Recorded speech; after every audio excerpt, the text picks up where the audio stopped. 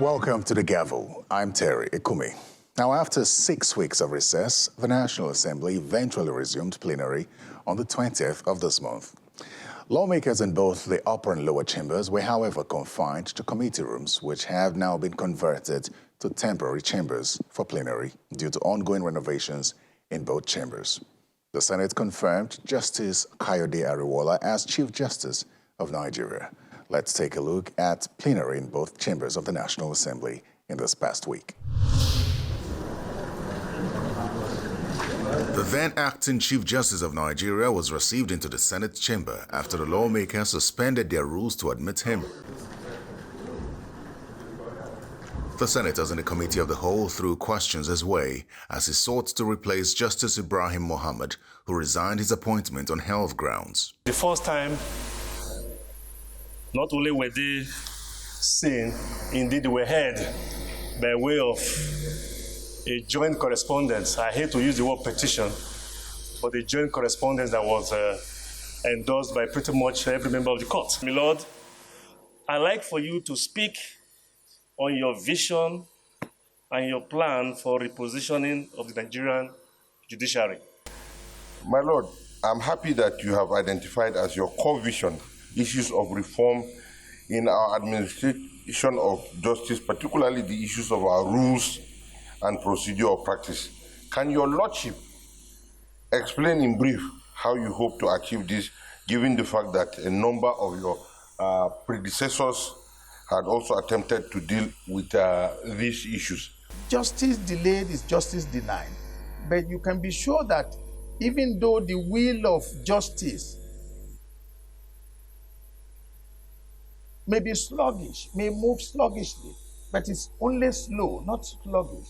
But you can be sure that it is steady. Because if you rush it, you will end up denying justice. And of course, when justice is denied, you may not feel it until you are denied of justice. Moments later, he was asked to take a bow and go. Distinguished colleagues, please. Oh dear. The Senate then confirmed his nomination. Will the Senate confirm the nomination of Honorable Justice Kayode Arewalla for appointment as the Chief Justice of Nigeria? Those in favor say aye. Aye. Those against say nay. The ayes have it. Thank you very much. The nomination of Honorable Justice Kayode Arewalla is hereby confirmed as the Chief Justice of Nigeria. Justice Ariwoola was born on the 22nd of August 1958 and began his career at the Oyo State High Court. He was elevated to the nation's apex court in November 2011. Meanwhile, Wednesday's plenary in the House of Representatives began with an emotionally reluctant speaker declaring vacant the seat of one of his former colleagues, Nsek Bayong, who passed away in April this year. It is my constitutional duty, responsibility, but very reluctantly declare his seat vacant. The action of the Speaker was necessitated by law to allow the Independent National Electoral Commission conduct an election to fill the vacancy. Next, the attention of the House turned to the murder of a young girl, Umu Kulthum, by a Chinese national Geng Quanrong in Kano State. Lawmakers were particularly concerned that the young girl was on a national assignment. The disease was a corps member serving in Sokoto State. Equally note that the disease was allegedly killed by Mr. Geng Quanrong at about 9:30 p.m. with a predetermined mention to commit the provocative act. Worried that it took Mr. Geng more than an hour to force himself into the room of the deceased, so that the attack and subsequent killing of the deceased person was a well-thought-out plan by Mr. Geng. Concerned that 5 days after the murder of Umu Kulthum Bahari, the Nigerian police force are yet to come out with a preliminary report on their investigation. Cognizant of the fact that the constitutional duty of government as contained in Section 14, Subsection 2 of the 1919 Constitution as amended provide that the security of life and property and welfare of people should be the primary purpose of government, should be taken more seriously. The family members of the deceased and citizens of Kano and Nigeria as large are calling for justice. Of thou a minute silent in honor of the deceased, ask the Inspector General of Police to direct for a thorough investigation into the gruesome murder of the lady. As a foreigner, you come to Nigeria, misappropriate our human beings, terminate their life. But if it's a mistress, maybe after cooking the food wasn't sweet enough, I don't know, whatever. We want to know how. So we can even know whether foreigners can I think easily, at least. So your point is taken. That is the duty of the parliament. Determine the legal status of the culprits. What does he do? If he's the owner, sole proprietor of the so-called company, then we'll know. While defining the legal status, then we'll know. So what he's trying to say, fine, who is he? What is he doing here? For what? So we'll know what to do. I think it's in order, but I've canvassed it already. His legal status will show. If he's merely an employer of a company, well, not dealing with the company, he's on his own. If he owns the company, if he runs it, we'll know. Does that mean who is he? Is it even an illegal company satisfied to mine gold or what? That's all they're doing there illegally. So his legal status and what he does will cover what he's doing. That's what the committee will do. In this critical period, we're supposed to even ask more questions. If that particular investigation can lead to other things. Somebody is saying it's because the person that killed the woman is not a national. Yes, but the truth of the matter is that why will anybody take anybody's life? And so the police is investigating. We are not going to go against police investigation. The investigation is to unravel the mystery behind it. So I support it. We are working in consonance with the police, with the immigration officials. So it's not in conflict in any way. The lawmakers were, however, divided on whether or not to suspend the activities of the company which the Chinese man works for, pending the determination of his immigration status. When you have a matter of this nature where a life is involved, not only life, sir, life of a woman, a lady, a very young lady, not only a young lady, Mr. Speaker, life of a woman on national service, NYSC. I want to assume that not only a woman, whoever is on NYSC in Nigeria should be assumed, whatever it is, it's a state, it's a crime, it's a state property. The life of a man or a woman on national service, Mr. Speaker, is for me the same as the life of a soldier in the theater in Maiduguri or in Baga in Borno State. So it's a serious embarrassment, sir. A lady of that nature was murdered gruesomely. Under the circumstances she was killed, I think it's a matter that nobody should even contemplate whether we have the right or the powers to discuss that. And when you are talking about investigation, Mr. Speaker, I want to also emphasize on the part that investigation, when you are investigating, you are investigating on the normal presumption of innocence until one is proven guilty. So I don't think any member here should have any contemplation whatsoever as to why we should not investigate this matter. If you have any other case of similar nature or any other case of even different nature, as long as life is involved, every member is free here to bring it here before the parliament, and we'll go ahead and do the needful. During Thursday's plenary, members of the House of Representatives considered for second reading a bill to establish the Federal University of Transportation, Daura, Katsina State. The university, which is supposed to commence operations later this year, was initiated by the former Minister of Transportation, Chibuike Amechi. But some lawmakers argued that it is unnecessary at the moment.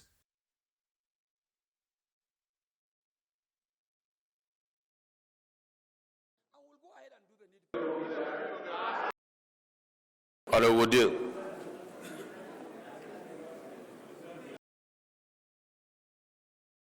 Arewalla.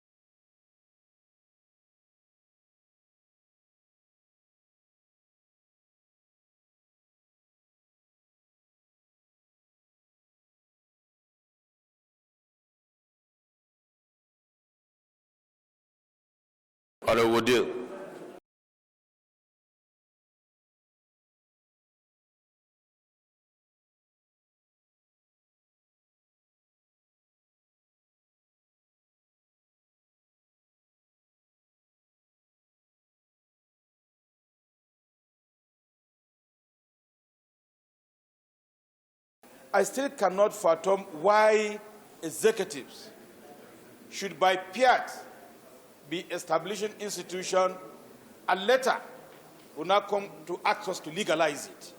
We have slept continuously over our job, and we need a wake-up call, honestly speaking.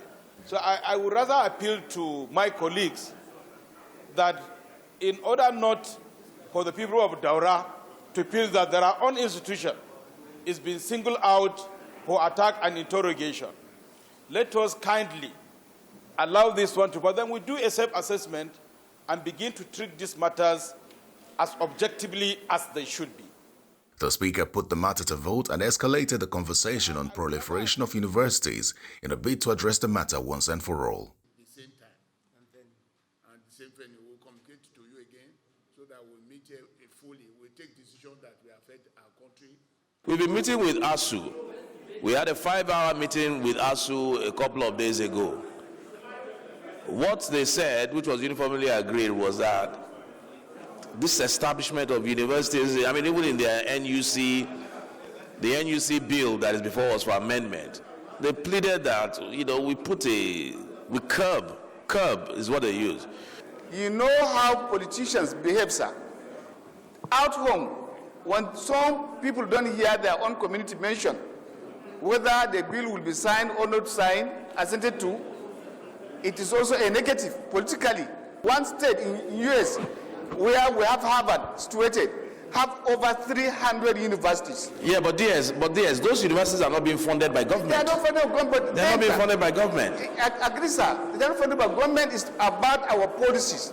When you go home and you are talking to your people, most often, first thing they ask you is, why are you not bringing any school to your constituency? And when you say it is not possible, and they watch and see other colleagues move same motion of a bill for the establishment, it becomes a negative for you as an individual who is representing them. So whether it is signed or not is not the issue. The issue is that that member is able to show that he has the interests of his constituents at heart. And that is why he has decided to bring forward to that bill for the House to consider it. How the House considers it is another game. When it is considered, taken to Senate for concurrence is another game. When eventually the both chambers passes it and sends it to the executive for assent is also another game. But outside that, addressing the issue you've raised, perhaps when it comes to issue of funding, I think the committee should do some little work and find out how we can come to the agreeable terms on how to fund some of the schools that will be further established in Nigeria. I think that is the way to go. The argument from members of the House draws to question their concerns, which have always played out during budget defense sessions and interactions with government agencies on cutting down the recurrent expenditure of the federal government. In the meantime, the House of Representatives has adopted a motion on the need to include Igbora in the list of World Heritage Centers to United Educational, Scientific and Cultural Organization UNESCO. Igbora is a town in Ibarapa axis of Oyo State in the southwest, which is said to have the highest annual twinning rates in the world, with an annual twinning rate of 50 twins per 1,000 birds. Welcome back to the Gavel. On Tuesday and Thursday, the leadership of the House of Representatives once again waded into the lingering ASUU strike, despite the court's judgment ordering the lecturers back to work. It was a wide consultation which included the Ministries of Labor and Education, the striking lecturers, and other government agencies relevant to solving the impasse. Now, while the resolutions from the engagement were not made public, the leadership of the House is expected to meet with President Muhammadu Buhari over the matter. Before going into the closed-door meeting, the Minister of State for Education and the President of the Academic Staff Union of Universities took turns to state their side of the story, while the minister informed the lawmakers of the government's efforts to address the lingering strike action. ASUU President stated that there has been no formal meeting with the Minister of Education over the strike. He also reacted to the court suit and questioned what manner of teaching could be expected from lecturers if they are compelled to return to the classrooms by the court. We have all been very worried and therefore tackled this matter, met with ASUU, did all manner of thinking and consultations that we thought would have been able to resolve this matter now. But there is no solution so far. About a week ago, Mr. President granted audience to a committee of pro-chancellors of Nigerian universities who also took similar steps. And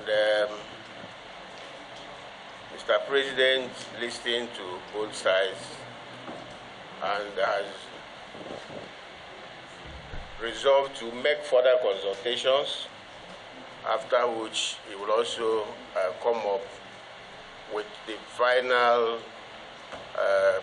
government stand on the issue. In Nigeria, in other universities, you're clear, other climb. When you people go on strike, you handle the strike. You don't look how to punish the people. You are aware. The first thing the Minister of Labour did was to go and say, stop their salaries.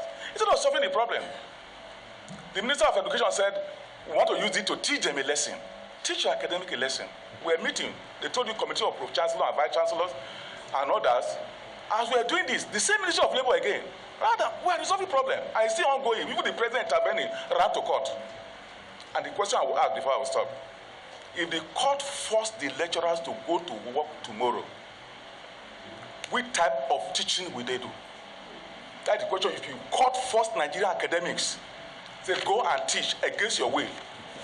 Just like the court forcing a doctor to go and treat a patient against your will. How many of us will go and meet that doctor? The meeting then continued behind closed doors. Almost 5 hours later, journalists were briefed by the Speaker, who stated that some resolutions were reached and that the leadership of the House would meet with the President over the matter.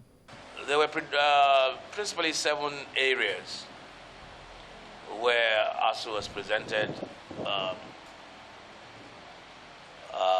what we consider to be